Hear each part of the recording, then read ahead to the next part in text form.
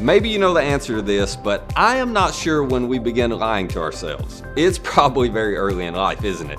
And I'm not sure when we stop lying to ourselves, but that may be closer to the time we stop breathing. Now, when you stop to think about it, this just doesn't seem very smart. I get why we lie to other people. There's at least some temporary short-term benefit we gain from that. But to lie to ourselves, to convince ourselves that something we know isn't true is actually true, even though believing it is going to hurt you, well, that's just ridiculous, isn't it? This may be the greatest evidence or argument for the existence of sin and human sin nature. Because how do you explain that kind of behavior otherwise? Now, maybe you're thinking, Matt, I don't lie to myself. Well, congratulations, you just did. But you don't even realize what you did because we are all so good at this. I'm not being critical.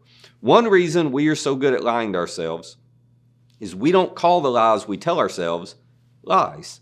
We call them reasons or explanations. We tell people, I was late because of the traffic. Well, yeah, I did wake up late and waste an hour scrolling on my phone first, but the traffic made me late. We're just not always very honest with ourselves. So I want to play a quick game with you, okay? I want you to fill in the blank. The reason I blank too much is, so whatever you put in the blank, the reason I lose my temper too much, or gossip too much, or eat unhealthy foods too much, or skip exercising too much, or binge watch Netflix too much, smoke too much, I don't know, the reason I watch porn too much, skip church too much, spend too much, you just fill in the blank. Now here's what I'm going to bet you. Once you fill in the blank, you can finish that sentence without a moment's hesitation because you have already devised a reason to explain away your negative behavior. But I bet the reason for why you do that thing too much isn't the real reason, is it? The actual reason may just be a secret you are keeping from yourself so you don't have to face the truth about yourself. I know that sounds crazy, but we all do it. I do it too. Instead of telling ourselves the truth, we manufacture excuses disguised as reasons because they make us feel like our negative behavior is, well, reasonable. So we keep living a life full of lies while the people around us can see right through them. So maybe, I don't know, maybe we should stop calling it like we see it. Maybe we should start calling it like other people around us see it because they can see it more clearly than we can. This is episode 3 of our series, Free Me, moving beyond the excuses that hold you back. Because there are things worth carrying from one season of your life to the next, and there are things that are not worth carrying. And in this series, we're calling out those excuses that we all need to leave behind this year. Excuses are a lot like paper prisons. They're like bogus barriers. From a distance, they look like real obstacles. Matter of fact, they sound like solid reasons.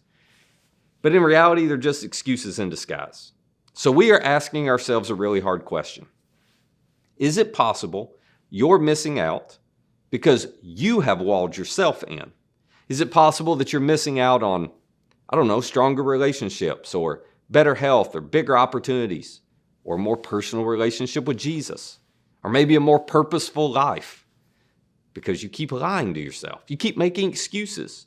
People who make excuses rarely make much of a difference. Matter of fact, they often waste or miss the biggest opportunities that God has for them in life. And I don't want you to miss why. Okay, listen. Excuses often become our king. They control our lives. Your life is not compartmentalized. If you have an excuse holding you back from better health or better relationship or better financial decisions, well, guess what? That excuse impacts every other area of your life. And now that excuse is in competition with Jesus to be the king of your life. You cannot have two kings. This is why when you read the story of Jesus' life, you find him constantly calling people out of the darkness into the light. That was his terminology. Because excuses can't survive in the light. They thrive in the darkness. But the light, well, that's terrifying for some of us because the light is embarrassing. It's threatening. It's why you keep lying to yourself because you're doing whatever you can to avoid the light. But the light is the only place freedom is found. It's liberating. Now, if you don't believe me, just ask our AA or NA friends, okay? They'll tell you. Our AA and NA friends, they're smarter than the rest of us. They figured this out. They know lies will hold you back. Lies hold us back because they lock us in the dark.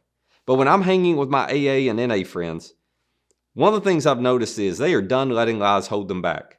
They do not care how embarrassing the light is. They just lay it all out there because they have learned truth will set you free. And there is nothing more valuable than freedom. A free me is the best version of me. And we are all invited by Jesus to experience that. It's why 2,000 years ago, Jesus made this extraordinary claim. In John 8, he said, I am the light of the world. Now, that is about as over-the-top, grandiose of a statement as somebody can make about themselves. But let me remind you, we take Jesus seriously because he predicted his own death and resurrection and pulled it off. So just play along for a minute, okay? Let's assume Jesus is telling the truth. What if he really showed up on earth to lead all of us out of darkness and into the light? What if he really came to free you and free me from our excuses and to help us be everything he created us to be? Well, Jesus gives us a promise. He says, whoever follows me, not just admires or believes in me, whoever follows me will never walk in darkness, but will have the light of life. If you want to be free from the paper prisons, from the bogus barriers that you have created with your own excuses, if you want to be free to fully engage with your Heavenly Father, with your family, with your future, with your purpose in life, Jesus goes, all right, here we go. Just follow me. I am here to lead you out of the darkness into the light. I'm going to lead you to make a difference in this world with your life. But you got to be willing to follow me, to go with me, to actually do what I say. Now, just a few verses later, he reiterates this. He says, if you hold to my teaching, you are really my disciples. So if you don't just hear it, but if you're serious about doing it, you're the kind of person who's free to get it. And then Jesus says, and maybe you've heard this, he says, then you will know the truth, and the truth will set you free. Jesus says, my truth will set you free to see life clearly. You'll be free to see the way God sees. You will stop rationalizing and justifying behaviors that are hurting you. You'll be free to see the lies you're telling yourself that are holding you back, and you'll break free from the paper prisons of your own excuses. You will be free to see your potential and your purpose and your possibility the way God sees it. Once you know the truth, you can break free. But it's only available to people who move beyond admiring Jesus, who move beyond believing in Jesus, to actually following him, to doing what he says. This is a promise Jesus made to the people that day. And when he made them this promise, guess how they responded? It's kind of ironic. They made excuses. They answered him, we are Abraham's descendants. We've never been slaves of anyone. How can you say that we're going to be set free? This is the most ridiculous statement ever, by the way. The most ridiculous excuse ever. The Jewish history is one of them being slaves repeatedly. At the moment they said this to Jesus, they had a Roman governor ruling over them.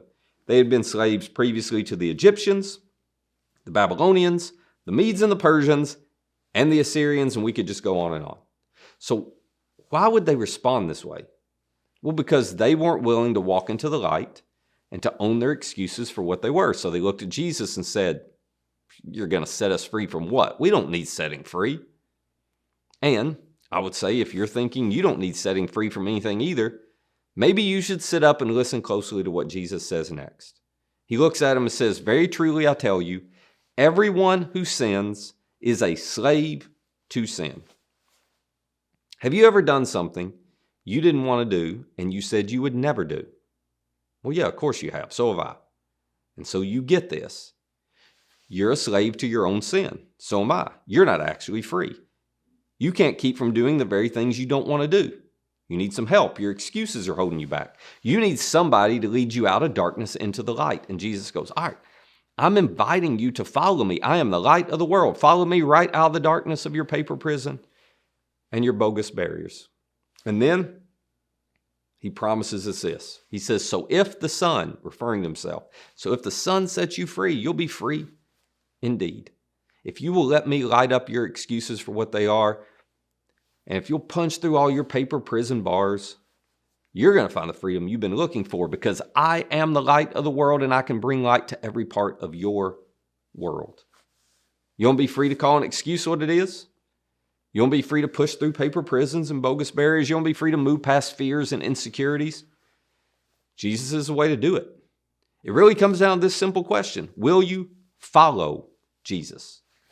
Stop just believing in him or admiring him and then making excuses for why you can't do what he's clearly said to do. Will you actually come into the light, and follow him. Now, you know what hangs in the balance? Our excuses, they keep us from engaging fully with the people around us. They keep us from loving others like we claim we want to love. They cause us to unintentionally hurt people because excuses come with a cost. If you can't see you're wrong, well, you'll be wrong your entire life. So you'll cost people and you'll cost yourself your entire life. If you can't see your excuses, they will control you for the rest of your life. And as long as you remain in darkness, that is what you're doomed to do. So Jesus invites you to follow him into the light where you will know the truth, and the truth promises he will set you free. You'll be free to forgive, free to give, free to reconcile, free to be patient, free to love fully, free to be faithful, free to be who God created you to be. So I don't know when we all begin lying to ourselves, but I know we all do it, and I know it makes us small, and I know it makes us self-centered.